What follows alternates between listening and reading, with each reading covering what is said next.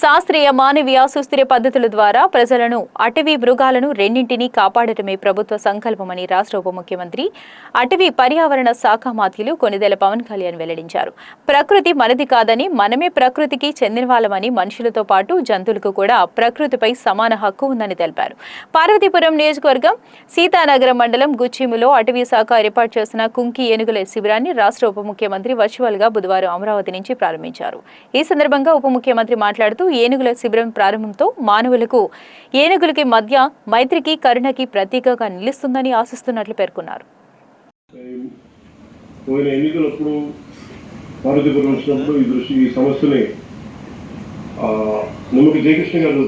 చాలా మంది ప్రజలు ఇది నా దృష్టికి పట్టుకొచ్చారు. చాలా పంట నష్టం, ప్రాణ నష్టం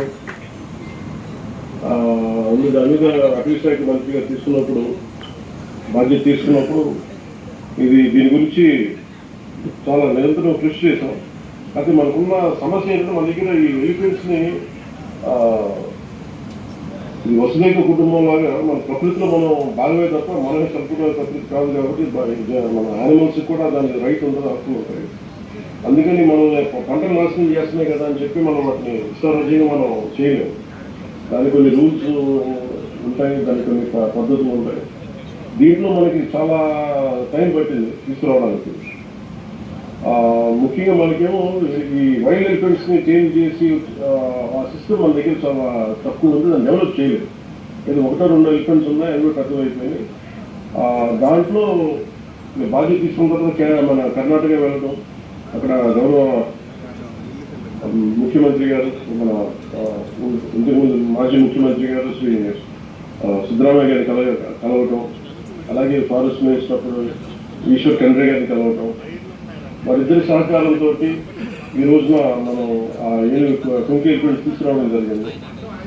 ముఖ్యంగా ఈరోజు మనం పార్వతీపురంలో చేస్తున్నామంటే దీనికి ముఖ్యంగా మనం కృతజ్ఞతలు చెప్పుకోవాల్సింది.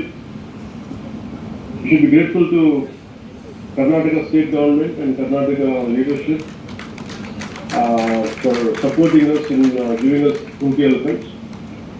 And my wholehearted thanks to former CM's Honorable Sri Siddaramaiah Garu, and my heartfelt thanks to Ishwar Kendre ji, Forest Minister and Panchayat Raj Minister. వాళ్ళ ఇద్దరికి నా మనస్ఫూర్తిగా నా ధన్యవాదాలు చెప్తా ఉన్నాను. ఎందుకంటే మన దగ్గర ఏమో పెడుతుంది, ఏనుగులు పెడుతుంది, కానీ దాన్ని ఎలాగ అడ్జస్ట్ చేయాలో ఆ మెకానిజం మన దగ్గర లేదు. ఆ మిటిగేషన్ మెకానిజం కర్ణాటక చాలా బాగా చేసింది. కర్ణాటక ఫారెస్ట్ డిపార్ట్మెంట్ సహకారం, కర్ణాటక PCCF గారి సహకారం, ఇవి మనస్ఫూర్తిగా I'm grateful to Karnataka forest department, I'm grateful to Karnataka PCCF గారు, and I'm grateful to you all. And more than that, Karnataka people has really supported us. And the reason is, giving it ఒక ఏనుగుని వాళ్ళు ఇవ్వటం అంటే వారి సంపదని ఇవ్వటం, వారి ఆడబిడ్డను పంపించడం లాంటిది చాలా సెంటిమెంట్తో కూడింది కన్నడ ప్రజలు. అలాంటిది మేము ఇస్తున్నామంటే ఎంత తెలుగు ప్రజల మీద, ఆంధ్ర ప్రజల మీద ఎంత మమకారం, ఎంత ప్రేమ ఉందంటానికి ఒక చిన్న నిలువెత్తు నిదర్శనం అది. అందుకని ప్రత్యేకించి కర్ణాటక ప్రజలకి, ప్రభుత్వానికి, అలాగే current chief minister honourable Shivakumar గారికి I'm grateful to also for providing us, for supporting us. Will remember. అలాగే ఈ కేంద్రం ఉత్తరాంధ్రలో హ్యూమన్ ఎలిఫెంట్ కాన్ఫ్లిక్ట్ మేనేజ్మెంట్ ఒక నూతన అధ్యాయం.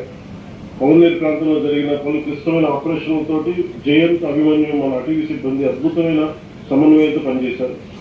టెక్నాలజీని కూడా ఉపయోగించి మానవీయ సంఘర్షణ కారణంగా సంభవించే మరణాలు దాదాపు 70% తగ్గించడంతో పాటు పంట నష్టాలు కూడా చాలా గణనీయంగా తగ్గించగలిగారు.